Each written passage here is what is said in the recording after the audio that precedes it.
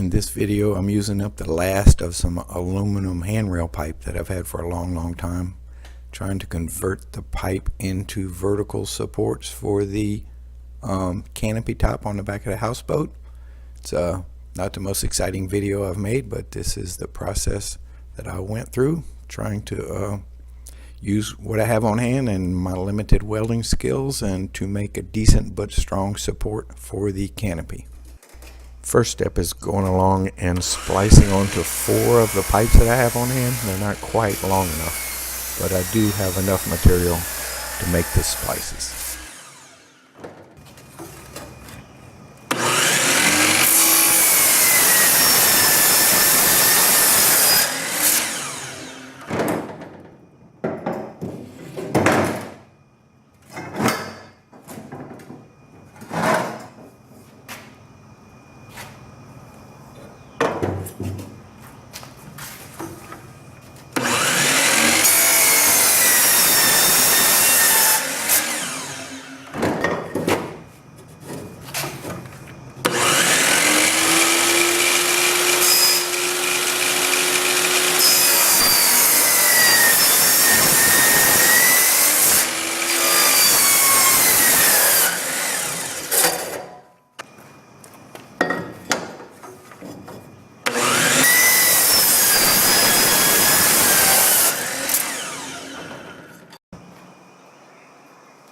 If I was younger and could see better and didn't shake so much, I'd be a much better welder.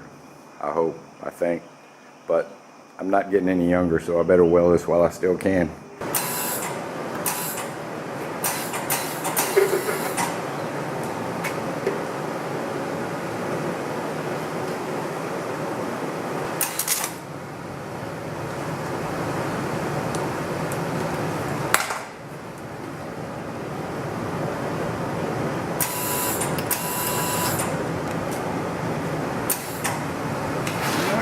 Appears we have no ground.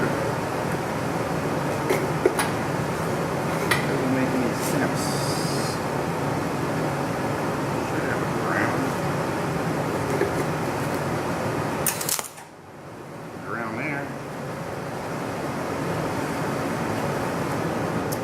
We have a clamp.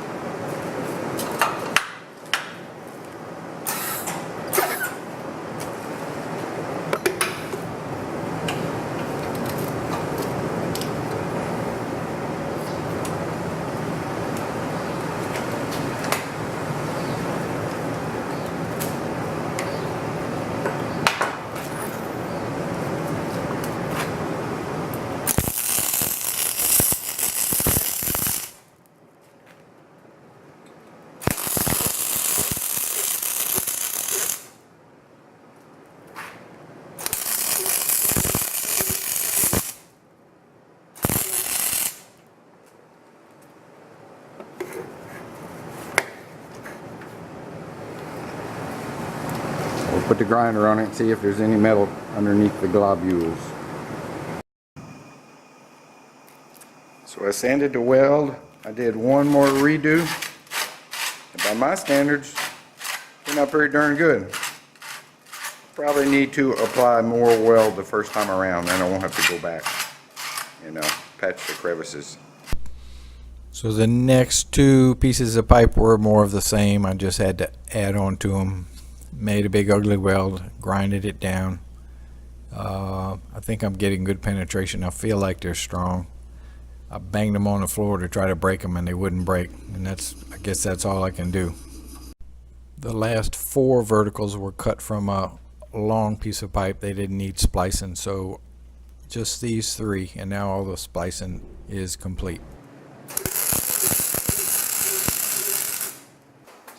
Alright, when we started the roof canopy build, I didn't know too much, but I did know that we were going to use 8 posts made of this material.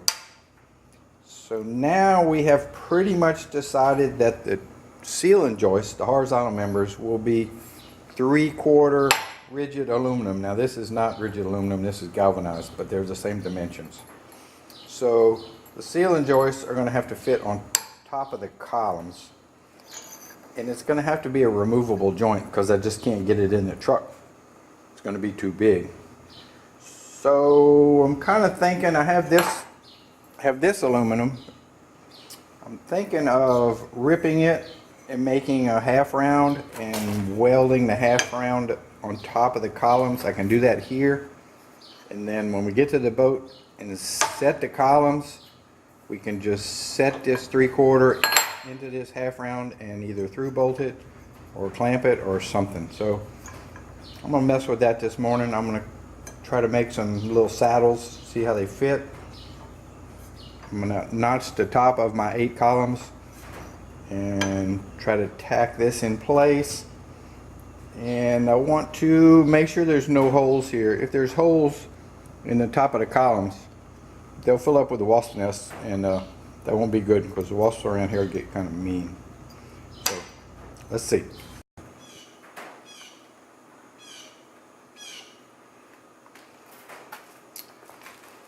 I've got a little tube to this length, 3.5 inches or so, and I put it in the Big Bison. I smushed it just a little bit,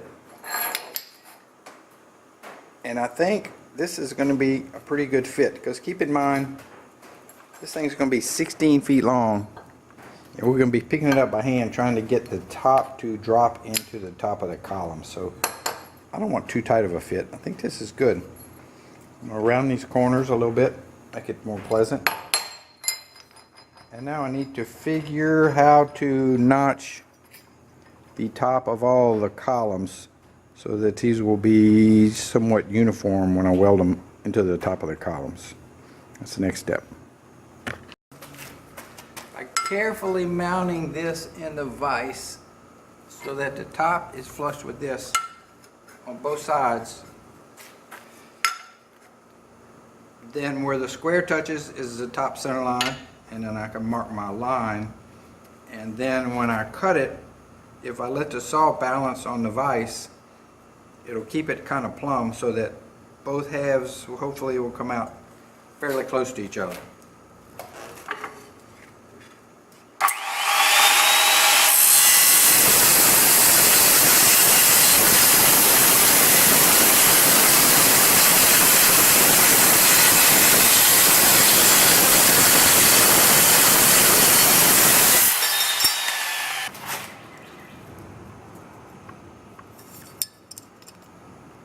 Pretty good. They're almost perfect. They're almost perfectly symmetrical. I'll do 3 more. So tracing the outline of the half round is easy enough. Not sure how it's going to cut though with this skill saw. A little rough. We'll put the sander on it, see if we can't make that fit a little better. And my test piece, good and bad. One, it will seal the entire top of the vertical post up, so that's a good thing. But I overcut both of them on the bottom. So I'll have to be careful when I cut these. Right now my columns are an inch long, inch longer than they need to be, so I have a little bit of playroom if I screw one up. But I think I'm going to have to find a better way to mark them and be a little more careful on cutting them.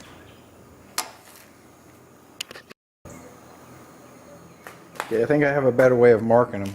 I have two lines here on the table. I don't know how well they show up, but they are the outside diameter of the vertical posts, and then I have a center line between them.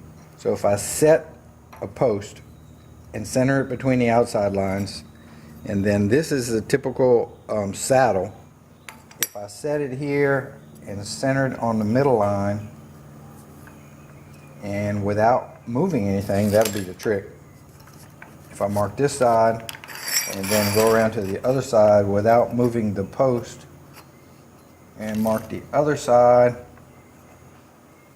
that should give me a pretty good mark. Probably close enough for welding. I just need to get better at cutting to the line.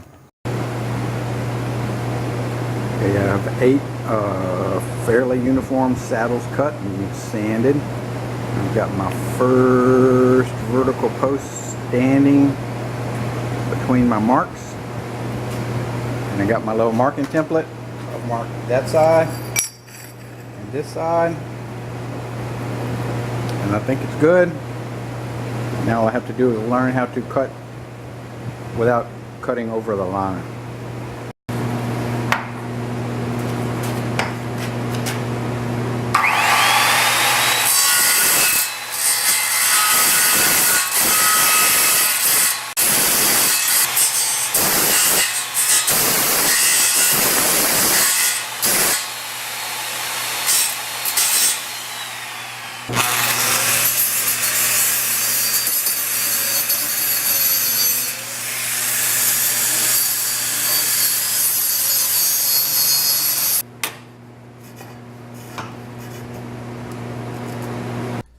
This basic process was repeated for all 8 vertical pipes. Pretty unpleasant work.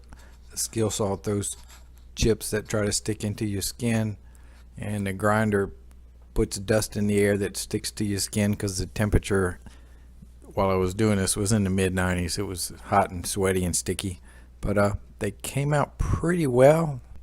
The flap disc on the grinder removed material pretty fast, so I could grind until the little saddle fit really well before we moved on to the welding phase, which I need all the help I can get getting a decent weld.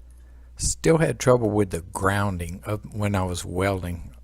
These are anodized aluminum pipes. I thought anodizing was just some sort of metallic powder that's baked on. I don't really know how an anodize is done, but apparently it's some sort of paint or coating, because the ground would just not go through this coating. I was having to clamp and move stuff around. Usually I can just lay material down on my steel table and it's automatically grounded, but not so with this stuff.